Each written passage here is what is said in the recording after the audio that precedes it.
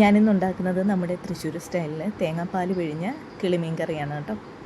കിളിമീൻ എന്ന് വെച്ച് കഴിഞ്ഞാൽ ഇന്ന് അതേ കിട്ടിയുള്ളൂ, അതാണ്. അപ്പോൾ അതിനാവശ്യമായിട്ടുള്ളത് കിളിമീൻ വൃത്തിയാക്കിയത് ഒരു എട്ടെണ്ണം എടുത്തിട്ടുണ്ട് ഞാൻ. ഒരു 4 പച്ചമുളക്, ഒരു 8 ചുവന്നുള്ളി. 8 ചുവന്നുള്ളി എന്ന് വെച്ചാൽ ഒരു സവോള നമ്മൾ വേറെ ഇടുന്നുണ്ട്, അതുകൊണ്ടാണ് 8 ചുവന്നുള്ളി എടുത്തത്. പിന്നെ ഒരു തക്കാളി, 2 കഷ്ണം ഇഞ്ചി, കുറച്ച് വെളുത്തുള്ളി ഒന്നും ഒത്തിരി വേണ്ട കേട്ടോ. പിന്നെ തേങ്ങാപ്പാൽ 1-ാം പാലും 2-ാം പാലും വേണം. 2-ാം പാൽ കുറച്ച് ഏറെ വേണം കേട്ടോ. നമ്മൾ കാരണം വെള്ളത്തിൽ അല്ല കറി വേവിക്കുന്നത്, തേങ്ങാപ്പാലിലാണ്. അപ്പം ഒരു സവോള അരിഞ്ഞെടുത്തിട്ടുണ്ട്, ചുവന്നുള്ളി അരിഞ്ഞിട്ടുണ്ട്, ഒരു തക്കാളി, പച്ചമുളക് ചതച്ചതാണ്. കാരണം നമ്മൾ ഇതിലേക്ക് എരിവിന് വേറൊന്നും ആഡ് ചെയ്യുന്നില്ല, മുളക് പൊടിയൊന്നും. അപ്പോൾ ഇത്രയും സാധനങ്ങളാണ് നമുക്ക് വേണ്ടത് കേട്ടോ. പിന്നെ ഒരു ചെറിയ 3 കഷ്ണം കുടംപുളി. അത് നിങ്ങളുടെ ആവശ്യത്തിന് എടുക്കാം കേട്ടോ. പുളി കൂടുതലുള്ളതാണെങ്കിൽ ഒത്തിരി വേണ്ട, കുറച്ച്. ഇപ്പോൾ ചെറിയ കുടംപുളി ആയതുകൊണ്ടാണ് ഞാൻ ചെറുത് 3 എണ്ണം എടുത്തത്. പിന്നെ ഒരു 4 കറിവേപ്പില. ഇതാണ് ഞാൻ ഉണ്ടാക്കാൻ പോകുന്ന കറിച്ചട്ടി. ഇതിൽ ഉണ്ടാക്കുമ്പോൾ അറിയാമല്ലോ, നല്ല ടേസ്റ്റ് ആയിരിക്കും. അതിലേക്ക് സവോള ഇട്ടു, പിന്നെ അരിഞ്ഞു വെച്ച് ഉള്ളി ഇട്ടു. നമ്മളിതിൽ മസാലയൊന്നും വഴറ്റി ചേർക്കേണ്ട ആവശ്യമില്ല, പാൽ പിഴിഞ്ഞ് വെക്കുന്ന കറി ആയതുകൊണ്ട്. പിന്നെ ചതച്ച് വെച്ച വെളുത്തുള്ളിയും ഇഞ്ചിയും ഞാൻ ഇതിനൊപ്പം ചേർത്ത് കൊടുക്കുന്നുണ്ട്. എൻ്റെ കൂടെ ചതച്ച പച്ചമുളക് ഇട്ടിട്ടുണ്ട്, തക്കാളി എടുത്തിടുന്നു. ഇനി നമുക്ക് അതിൻ്റെ കൂടെ കറിവേപ്പില ഇടാം.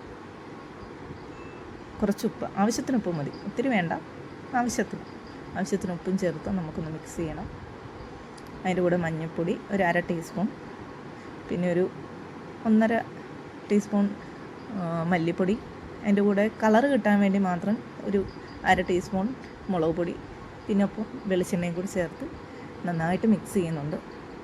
കാരണം ഈ മസാല നന്നായിട്ട് മിക്സ് ആയെങ്കിലേ നമുക്ക് ആ ഒരു ഫ്ലേവർ, ടേസ്റ്റ് നമുക്ക് കറിക്ക് കിട്ടും. അപ്പോൾ നന്നായിട്ട് കൈവച്ച് മിക്സ് ചെയ്തെടുക്കുന്നുണ്ട്. എല്ലാവരും ഓർക്കും എൻ്റെ കൈയല്ലല്ലോ എന്ന്.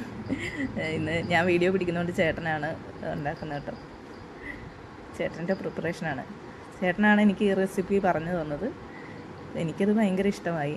നിങ്ങളൊന്ന് ട്രൈ ചെയ്ത് നോക്കൂ. ഞാനിപ്പോൾ അതിലേക്കൊരു ക്ലീൻ ചെയ്ത് വെച്ച മീനിട്ട് മസാല എല്ലാം കൂടി മിക്സ് ചെയ്യുന്നുണ്ട്. മിക്സ് ചെയ്തത് 2 മിനിറ്റോളം ഞാൻ വെച്ചു കേട്ടോ, കാരണം അതിലേക്ക് മീനിലേക്ക് പിടിക്കാൻ വേണ്ടിയിട്ട്. ഇനി നമുക്ക് അതിലേക്ക് പിഴിഞ്ഞ് വെച്ചിരിക്കുന്ന 2-ാം പാൽ ഒഴിച്ചു കൊടുക്കാം. 2-ാം പാലാണെങ്കിൽ മാറിപ്പോകരുത്.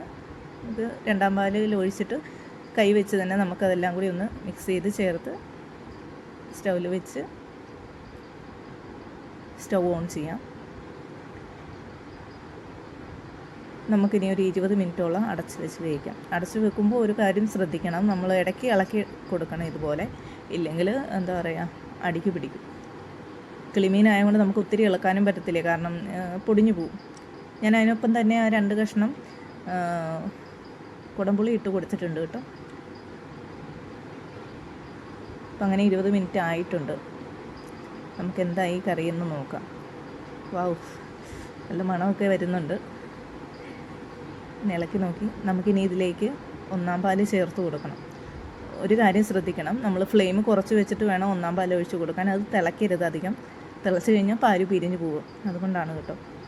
അപ്പോൾ ബാക്കി ഉള്ള ആ പിഴിഞ്ഞ് വെച്ച 1-ാം പാൽ ഇപ്പോഴാണ് ചേർത്ത് കൊടുത്തത്. എന്നിട്ട് നമ്മൾ തവി വെച്ച് നന്നായിട്ടൊന്ന് മിക്സ് ചെയ്ത് കൊടുക്കുന്നുണ്ട്.